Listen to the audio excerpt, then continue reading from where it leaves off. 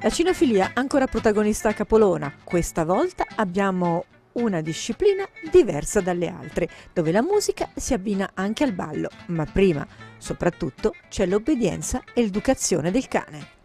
Se alla prima base c'è l'obbedienza e in questo caso abbiamo anche un'obbedienza un po' diversa. Sì, nella fase dell'obbedienza di base c'è un percorso da fare. La prima cosa è creare un rapporto con il proprietario, quindi il richiamo. Il cane deve tornare quando viene chiamato, il non tirare al guinzaglio, obbedire in tutte le fasi della quotidianità.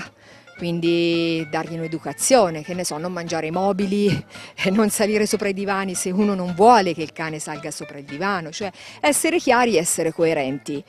Io con questo cucciolo sto già preparando un'obbedienza un pochino più avanzata perché lo sto preparando per l'obbedienza che è per delegare. La pratica, diciamo così, cinofila, quindi in questo caso. Sì, è una disciplina cinofila riconosciuta dall'ENCI e non è un'attitudine naturale del cane, quindi qui si va a lavorare proprio sulla motivazione nel creare il rapporto con il cane, perché il cane poi quando andiamo a fare delle gare deve lavorare contento, felice, non ci deve essere una coercizione e quindi si comincia subito fin da piccolo. Chiaramente nell'obbedienza di base poi c'è anche la socializzazione con gli altri cani, con le persone, c'è da investirci un pochino di tempo per ottenere dei risultati.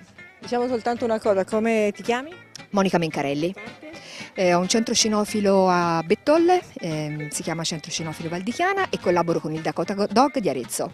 Perfetto, questo per dirvi una cosa che è importante, quando fate la scelta di un cane, al di là che poi possa essere naturalmente un cane che vi potrà seguire anche in altri momenti, anche nei vostri hobby, in questo caso oggi l'hobby che abbiamo scelto, ma anche naturalmente una risorsa economica è quello del tartufo, però la cosa principale è questa: se subito create un buon rapporto affidandovi a qualcuno che vi aiuti ad educarlo, sicuramente sarà una convivenza piacevole, altrimenti molte volte si crea una convivenza completamente spiacevole sia per voi, sia per i vostri vicini di casa, sia per coloro che incontrerete per la strada, e in questo caso non sarà più un piacere avere un cane, no? Mi permetto anche di dire come i cani comunicano è molto importante, perché le morsicature che i cani danno spesso avvengono per una mancata comunicazione tra l'uomo e il cane, le umanizziamo troppo.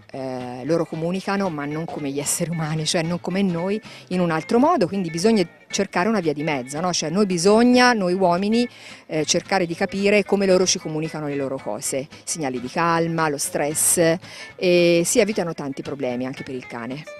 E qui tra l'altro la cinofilia continua anche con vari esercizi, con il ballo, e come vedete in pratica si abbina la musica alla danza, ed è un'attività completamente nuova in questo caso che si porta avanti, quindi cinofilia con addestramento, con ubbidienza, ma anche naturalmente il piacere e il divertimento da poter vivere insieme.